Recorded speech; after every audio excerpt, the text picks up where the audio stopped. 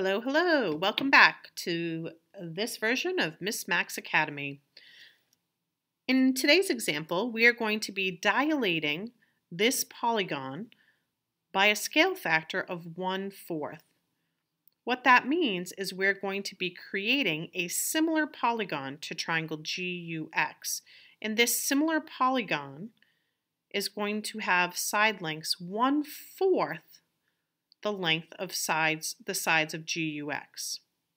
Okay, so a dilation of 1/4 means we should be expecting our new triangle to have side lengths smaller than the sides of GUX, but in the same ratio.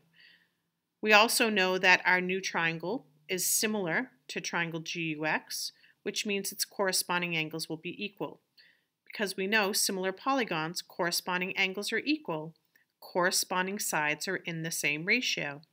And the ratio of our corresponding sides are going to be 1:4, or the side lengths of our new triangle are going to be 1/4 as long as the side lengths of GUX.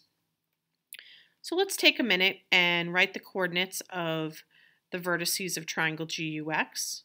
For example, the coordinates of U would be right 1, up 1, or 1, 1.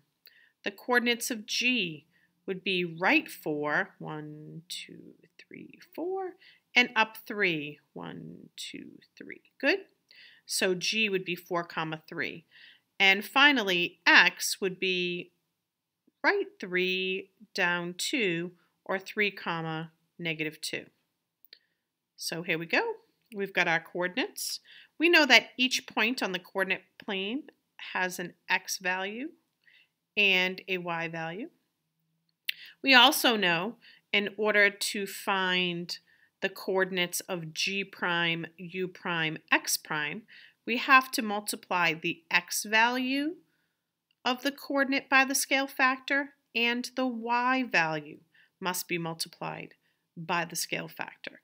So again, in order to find g prime, I'm going to multiply the x value by the scale factor of 1/4, and I'm going to multiply the y value by the scale factor of 1/4. And we're going to do that for each of our 3 points. We're going to multiply the x value and the y value by the scale factor of 1/4. So when we do that, this is what the math should look like. For g prime, our x value would be 4 times 0.25, right? Because we know 1/4 as a decimal is 0.25.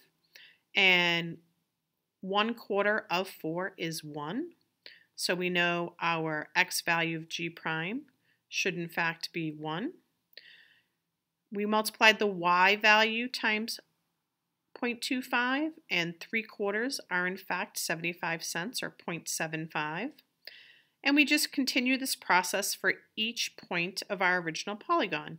So for u, in order to find u prime, we're going to multiply the x value by 0.25 and the y value times 0.25. And again, 1 times 0.25 is 0.25 for both the x and y value respectively.